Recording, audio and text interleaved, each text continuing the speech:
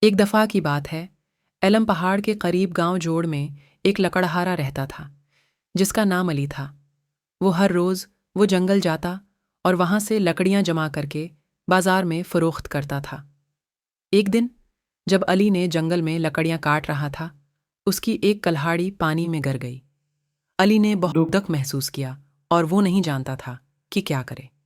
ایک دم اچانک ایک عجیب و غریب واقعہ ہوا۔ ایک جن نے پانی سے نکلتے ہوئے ایک سونے کی کلہاڑی اٹھائے اور علی کے پاس آیا۔ اس نے علی سے پوچھا، کیا یہ تمہاری کلہاڑی ہے؟ علی حیران ہو گیا اور جواب دیا، نہیں، یہ میری نہیں ہے۔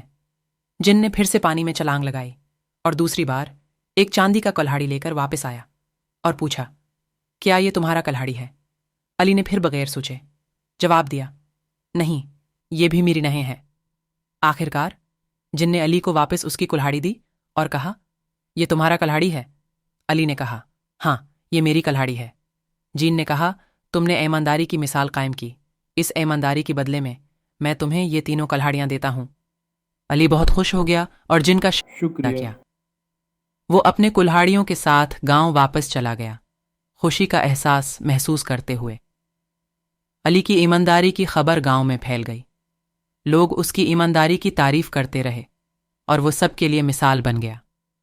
اس دن سے علی کا کاروبار ترقی کرنے لگا اور وہ اپنی زندگی کو ایمانداری اور سچائی کے ساتھ گزارنے لگا۔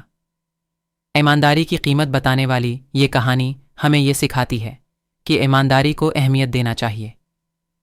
سچائی اور ایمانداری کے ساتھ رہ کر ہمیشہ درست اور سیدھے راستے پر چلنا چاہیے۔